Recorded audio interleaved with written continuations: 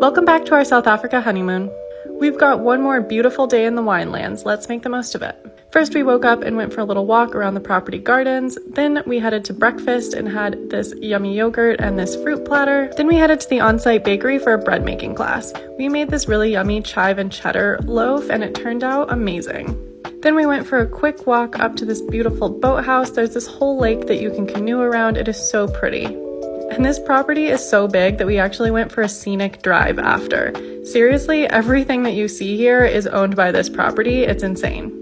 Then we headed off property for a couple of wine tastings. This is Delaire Graff Estate, and it is seriously one of the most beautiful places I have ever been in my entire life. You can also stay here, and it's hard to argue with these views. I highly recommend at least making a stop here. Then we stopped at one more winery before we headed back to our hotel for dinner.